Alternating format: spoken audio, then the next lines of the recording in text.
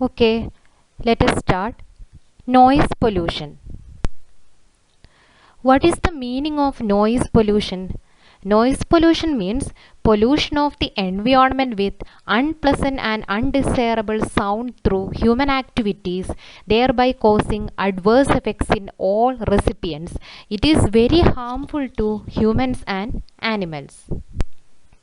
Then, sources of noise pollutions. The various sounds from industries, factories, and machinery. Vehicles such as train, bus, cars, etc., and the hooting of horns. Various construction work, siren from factories, loudspeakers and audio systems used in social gatherings, celebrations, religious places, and events, etc. Then we know that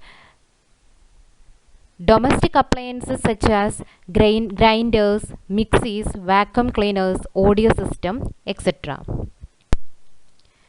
Next one is effect of noise pollution. It induces hormonal imbalances, anxiety.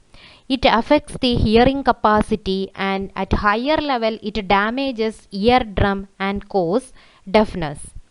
It may induce emotional disturbances, psychological disorders and nervous breakdown. It disturbs sleep and cause fatigue and frustration. It may affect the functioning of brain, kidneys and liver. It increases heartbeats and raises blood pressure. It encourages addiction to sleeping pills, drugs and alcohol. It disturbs man's method of communication such as normal and telephonic conversations. At very high levels, it may kill a person inducing heart attack or cerebral hemorrhage. Then, how will you control the noise pollution? The noise pollution can be reduced and its effects can be minimized by taking some safety measures. First one is ear protective aids such as earplugs must be issued to workers in noisy factories. Walls and ceiling of factories must be insulated with sound absorbing materials. For houses and office buildings in the middle of busy cities, the doors and windows should be designed properly using adequate soundproofing techniques.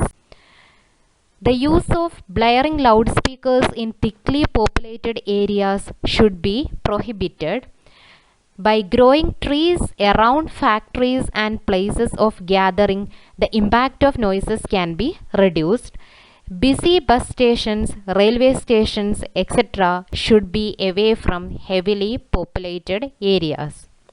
Also, noise creating operations should not be conducted in enclosed spaces but only in large open spaces.